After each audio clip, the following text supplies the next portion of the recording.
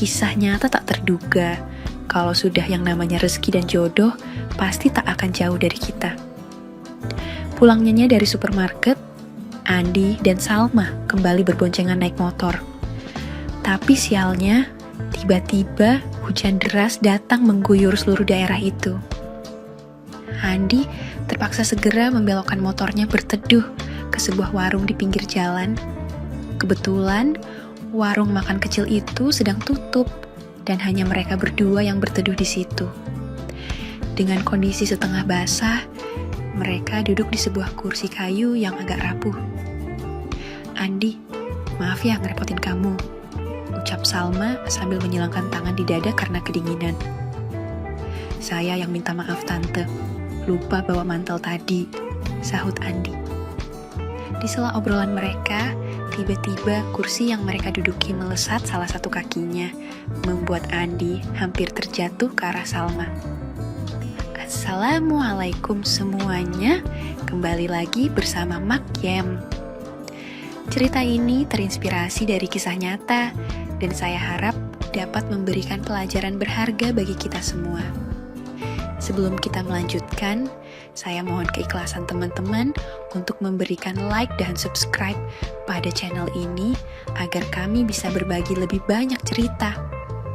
Oke, mari kita lanjutkan ceritanya. Di sebuah kampung kecil di pinggiran kota, Andi, seorang pemuda miskin berusia 20 tahun, menjalani hari-harinya dengan berat. Bagaimana tidak? Sudah beberapa tahun sejak lulus SMK, dia belum juga mendapat pekerjaan. Ayahnya telah meninggal dunia. Sementara ibunya hanya bekerja serabutan untuk mencukupi kebutuhan sehari-hari. Andi dikenal sebagai pemuda pekerja keras, tetapi hidupnya tetap sulit karena minimnya peluang kerja di kampung itu. Sore itu, Andi duduk di depan rumah kecilnya yang sederhana sambil memikirkan nasibnya. Ia hanya bisa menatap kendaraan-kendaraan mewah yang melintas di jalan utama kampung.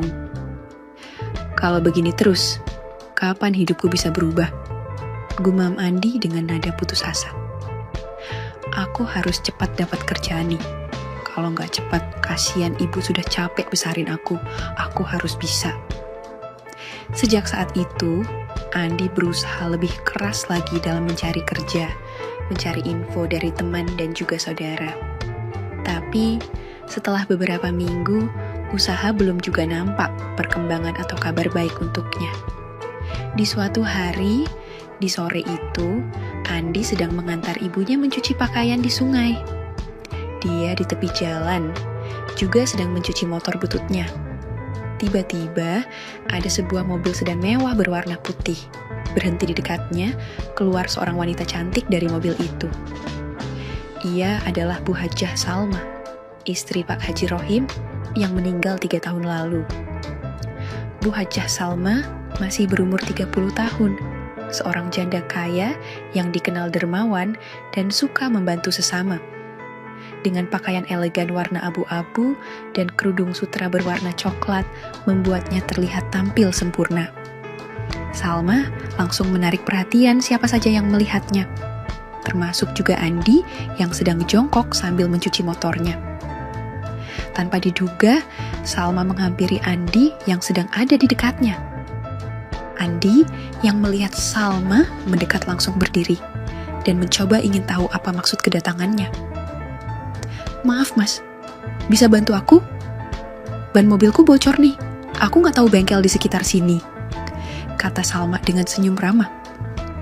Andi yang merasa tidak pantas mendekati wanita seperti Salma hanya bisa terdiam sejenak sebelum menjawab.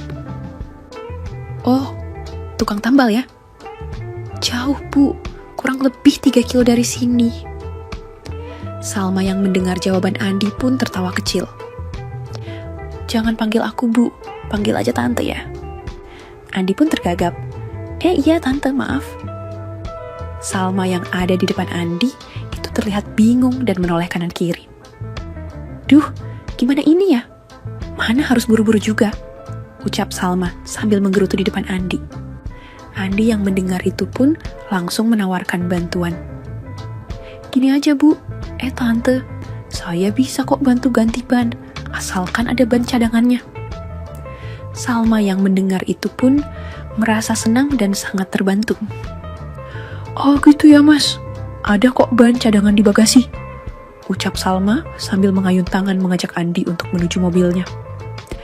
Ini mas, ban cadangan dan alat-alat semua ada, ucap Salma sambil menunjukkan semua isi bagasi mobilnya. Oke tante, saya bantu ganti ya.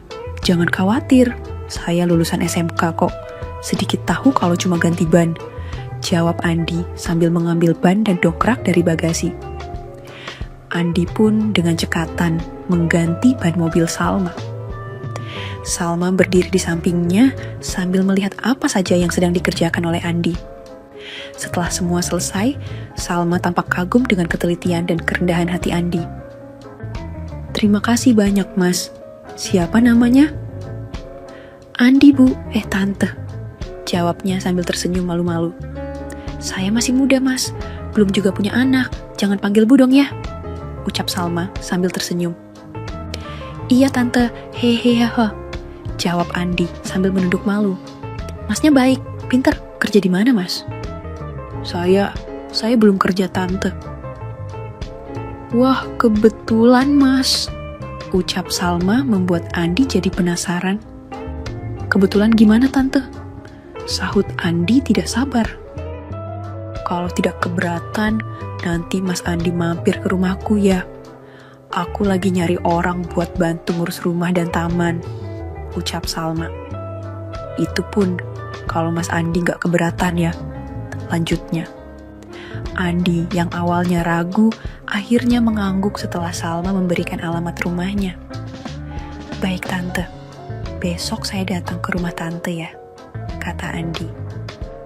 Esok harinya, sekitar jam 7 pagi, Andi mendatangi rumah besar Bu Hajah Salma yang dikelilingi taman indah.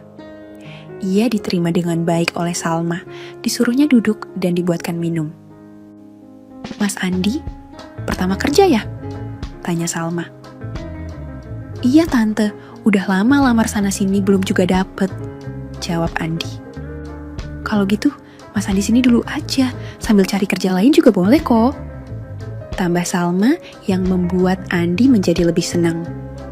Untuk awalnya, Andi diberi tugas merawat taman.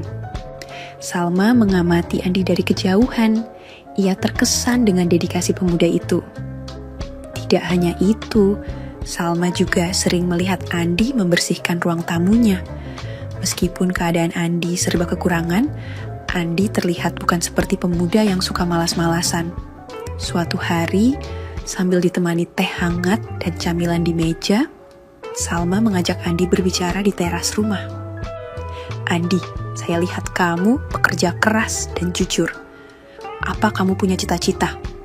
Tanya Salma lembut. Andi terdiam sejenak sebelum menjawab. Saya ingin membahagiakan orang tua. Kalau bisa, saya ingin punya pekerjaan tetap agar hidup kami lebih baik. Salma tersenyum. Kalau gitu mulai besok, aku coba bantu kamu ya. Aku punya usaha catering yang sedang berkembang dan aku butuh orang buat bantu-bantu kelola usahaku itu. Gimana? Kamu tertarik? Andi yang tidak menyangka mendapatkan kesempatan itu langsung mengangguk penuh semangat. Terima kasih tante, saya tidak tahu bagaimana membalas kebaikan tante. Singkat cerita, seiring berjalannya waktu, dalam beberapa bulan bekerja di usaha catering Bu Hajah Salma, Andi menunjukkan dedikasi yang luar biasa. Setiap hari ia bekerja keras, mulai dari menyiapkan bahan-bahan masakan, mengantar pesanan, hingga membantu mengatur keuangan sederhana. Kinerjanya membuat usaha catering Salma semakin maju dan dikenal banyak orang. Di sisi lain, kedekatan mereka semakin nyata. Salma sering melibatkan Andi dalam diskusi tentang rencana pengembangan bisnis, dan Andi pun mulai merasa nyaman berbicara dengan Salma. Dan tak bisa dihindari lagi, ada perasaan lain yang mulai tumbuh di hati mereka. Suatu sore, setelah semua pekerjaan catering selesai, Salma mengajak Andi duduk di teras rumahnya yang menghadap taman. Andi, Aku pingin ngucapin terima kasih karena kerja keras kamu, usaha catering aku jadi semakin berkembang. Ucap Salma dengan senyum lembut. Andi menggaruk kepalanya yang tidak gatal, merasa canggung menerima pujian. Ah, tante ini, saya cuma membantu sedikit kok. Semua ini berkat kepemimpinan dan kemampuan tante. Salma tersenyum, tetapi tatapannya berubah serius. Andi, boleh saya tanya sesuatu? Boleh tante, silakan. Kamu sudah lama bekerja di sini. Kalau aku boleh tahu, apa sebenarnya harapan atau tujuan hidup kamu? Andi terdiam sejenak, menatap tanah sebelum menjawab. Jujur tante, tujuan terbesar saya adalah membahagiakan ibu saya. Dia sudah banyak berkorban untuk saya, dan saya ingin dia tinggal di rumah yang layak. Tapi selain itu, saya juga ingin hidup saya lebih bermakna, punya keluarga yang bisa saya lindungi. Salma merasa tersentuh mendengar jawaban Andi. Ia melihat ketulusan dalam kata-kata pemuda itu, membuat hatinya semakin yakin bahwa Andi adalah sosok yang istimewa. Namun, perbedaan usia dan status membuatnya ragu untuk mengungkapkan perasaannya. Keesokan harinya, Salma yang mengubur perasaannya kepada Andi mencoba untuk beraktivitas biasa saja. Hari itu, dia akan pergi berbelanja ke supermarket untuk kebutuhan cateringnya. Namun, tiba-tiba mobil yang akan ia gunakan tak bisa menyala.